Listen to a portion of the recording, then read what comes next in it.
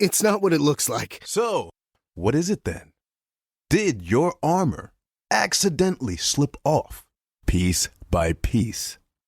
Did my wife accidentally fall backwards into our bed? Did your manhood accidentally fall inside of her? Because from where I stand, Arn, that's precisely what it looks like. Arn began to ease off of Astrid, Gunnar's wife of 16 years, but he was stopped. No, don't move. Stay there.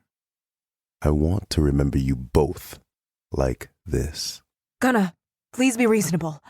Our son is asleep in the next room. You dare throw my son in my face? You lay here with my best friend and expect me to keep my voice down? Gunnar, please. Let's talk this out. Gunnar noticed Arn's eyes move towards the sword belt that laid a few paces from the bed next to his armor. Your eyes speak the truth, while your tongue continues to spew lies. I will not kill an unarmed man, Arn. Unlike you, I am not without honor! Gunnar moved to Arn's weapon and grasped the hilt. The sword sang as he ripped it from its sheath and tossed it to the floor in front of him. With one hand, he gestured towards the weapon and then beckoned Arn to take it. Gunnar, please. Be silent, my wife. I will deal with you in a moment. Come, Arn. Take your weapon and die a man. Gunnar watched Arn closely. Arn looked at Astrid, who sat whimpering and sniffling, and then turned to look at Gunnar, who may as well have had steam coming from his ears. Gunnar readied himself as Arn slid out of the bed and eased his way towards the sword. That's it, Arn, that's it. Slowly, Arn picked up the weapon and turned to face Gunnar, the ink of fear covering his face like artwork. The men stood with their weapons ready as Astrid sat on the bed watching them. Moments from their childhood began running through Gunnar's mind. This moment, this wasn't supposed to be happening. Arn had been his best man when he married Astrid. Arn had been there when his son had been born. Arn had fought at his side. He tried to piece together the hows and the whys that might explain why this was happening, but nothing made sense. Gunnar, I don't want to do this. A bit late for that, I'm afraid. Gunnar, if you would please just let me explain. There is nothing you can say that is not obvious. You can defend yourself or stand there and die. Choose!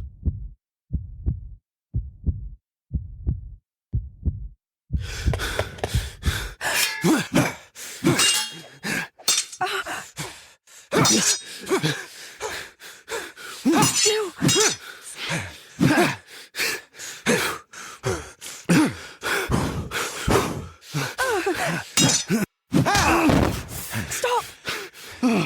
Do you still worship the god, Arn? You're about to meet him!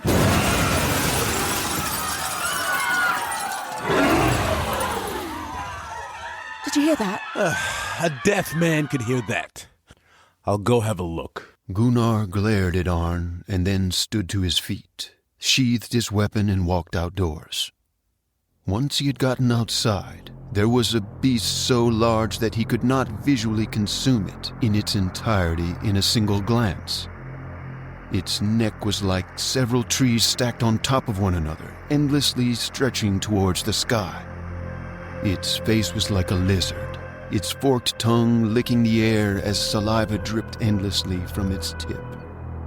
The beast had fangs the size of men, and it had black, leathery, webbed wings that likely stretched a mile in each direction. Its feet boasted sharp talons, while its mouth housed a citadel of fire.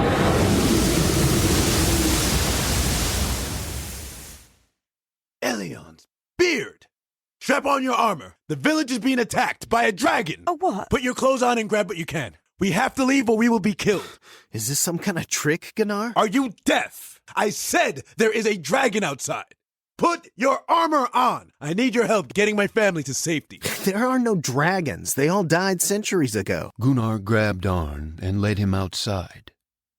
Arn fell to his knees when he saw the monstrosity stretch its wings, pull back its neck, and spit forth a fireball that decimated everything in its path.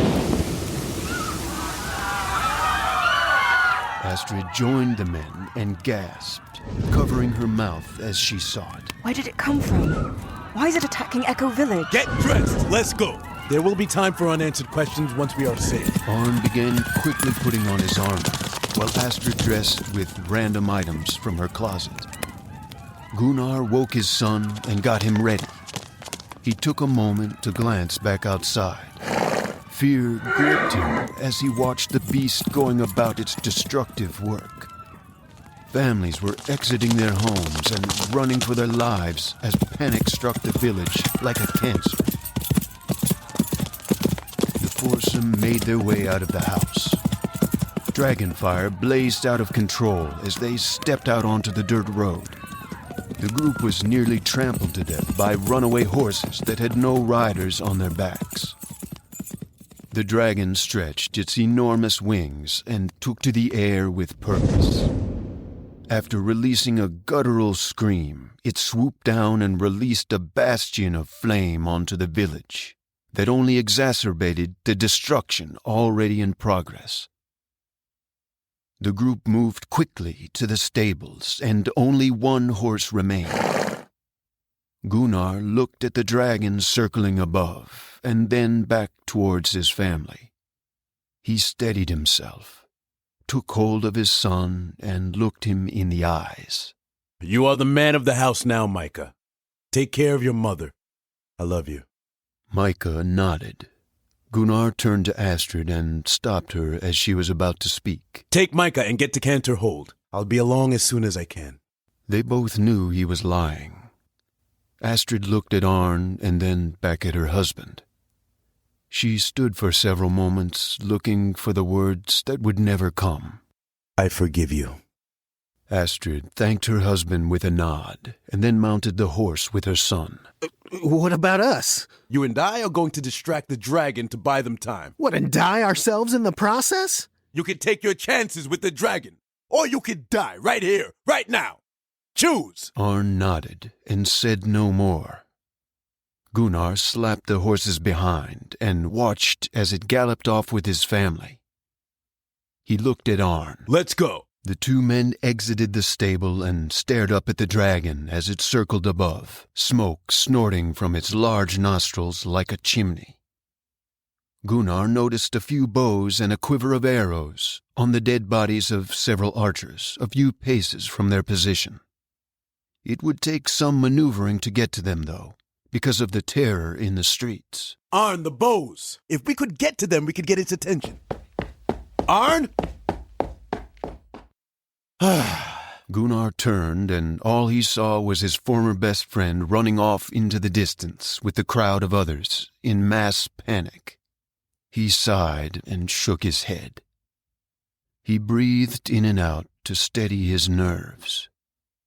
If his family was to have a chance, he had to get to that bow. Kicking against the goads of traffic, Gunnar weaved his way to one of the bows and collected the quiver of arrows. The dragon extended its wings and prepared to plunge down and discharge yet another taste of fire on the villagers. Gunnar calmed his breathing and loaded the bow. Taking careful aim, he pulled back on the bowstring with all of his strength. The dragon sensed the danger and increased its speed. inhaling deeply while moving with renewed purpose towards Gunnar. The arrow shot from the bow like a whip and ripped through the beast's left wing. It roared in anger and landed in front of Gunnar with a thud, wiping out several homes in the process. Come on, you ugly bastard! Let's finish this! Gunnar tossed the bow aside, drew his axe, and ran for the dragon to strike a blow to its side. But the beast was quicker than he thought it would be.